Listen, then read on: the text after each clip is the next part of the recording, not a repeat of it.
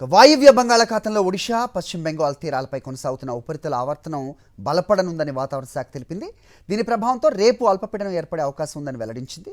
ఉపరితల ఆవర్తనంతో ఉత్తరాంధ్రలోని పలు జిల్లాల్లో ఇప్పటికే పలు చోట్ల భారీ వర్షాలు పడుతుండగా మరో 3 రోజులు కొనసాగుతాయని పేర్కొంది.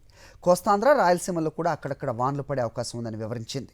వచ్చే 3 రోజులు ఉత్తరాంధ్రలో అక్కడక్కడ మోస్తరు నుంచి భారీ వర్షాలు, మిగతా జిల్లాల్లో తేలికపాటి నుంచి మోస్తరు వర్షాలు కురిసే అవకాశం ఉందని తెలిపింది.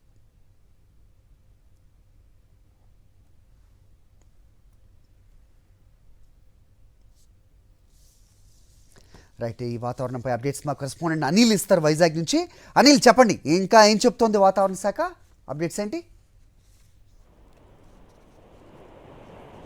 హరి, బంగాళాఖాతంలో ఉపరితల ఆవర్తనం కొనసాగుతుంది. రానున్నటువంటి 24 గంటల్లో వాయువ్య బంగాళాఖాతంలో అల్పపీడనం ఏర్పడే అవకాశం ఉందని వాతావరణ శాఖ అంచనా వేస్తోంది. ఇప్పటికే నిన్న రాత్రి నుంచి ఉమ్మడి విశాఖ జిల్లాతో పాటు శ్రీకాకుళం, విజయనగరం జిల్లాల్లో పెద్ద ఎత్తున వర్షపాతం నమోదైంది. కుండపోత వాన కురుస్తుంది. ఎడతెగని వానతో రాకపోకలకు కూడా అంతరాయం కలిగినటువంటి సందర్భం ఉంది. మరోవైపు సముద్ర వాతావరణం కూడా అలజడిగా మారినటువంటి విజువల్స్ని మనం స్పష్టంగా గమనించవచ్చు. వైజాగ్ ఆర్కే బీచ్ నుంచి వైఎంసీ వరకు చాలా ప్రాంతాల్లో సముద్రం కూడా ముందుకొచ్చినటువంటి పరిస్థితి.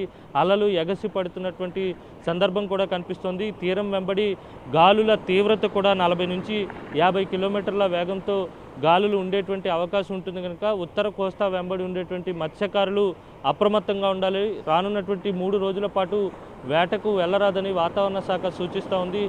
రానున్నటువంటి 24 గంటల్లో అల్పపీడనం ఏర్పడిన తర్వాత మరింత ప్రభావం పెరిగేటువంటి అవకాశం ఉంటుంది. ఇటు పార్వతీపురం, మన్యం జిల్లాతో పాటు శ్రీకాకుళం, విజయనగరం, విశాఖపట్నం, అనకాపల్లి, అల్లూరు సీతారామరాజు జిల్లాల్లో భారీ నుంచి అతి భారీ వర్షపాతం ఉండేటువంటి అవకాశం ఉంటుందని వాతావరణ శాఖ ఆరెంజ్ అలర్ట్ జారీ చేసింది. అలాగే దక్షిణ కోస్తా జిల్లాలతో పాటు రాయలసీమ జిల్లాల్లో తేలికపాటి నుంచి మోస్తరు వర్షపాతం, అక్కడక్కడ భారీ వర్షపాతం కూడా ఉండేటువంటి అవకాశం అయితే స్పష్టంగా కనిపిస్తోంది. అయితే అల్పపీడనం ఏర్పడిన తర్వాత దాని ప్రభావం మరింత పెరిగేటువంటి సూచనలు కనిపిస్తున్నాయి. రానున్నటువంటి 3 రోజుల పాటు వర్షాలు కొనసాగేటువంటి అవకాశం అయితే కనిపిస్తోంది. అయితే వచ్చేటువంటి 24 గంటల్లో అల్పపీడనం ఏర్పడిన తర్వాత వాయువ్య బంగాళాఖాతంలో పశ్చిమ వాయువ్య దిశగా కదులుతూ ప్రధానంగా దాని ప్రభావం అంతా వెస్ట్ బెంగాల్పై ఉండేటువంటి అవకాశం ఉంటుంది. అయినప్పటికీ కూడా రానున్నటువంటి 3 రోజుల పాటు ఉత్తర కోస్తాలో ఉండేటువంటి అన్ని ప్రాంతాల్లో భారీ వర్షపాతం నమోదయ్యేటువంటి అవకాశం అయితే స్పష్టంగా కనిపిస్తుంది. మొత్తంగా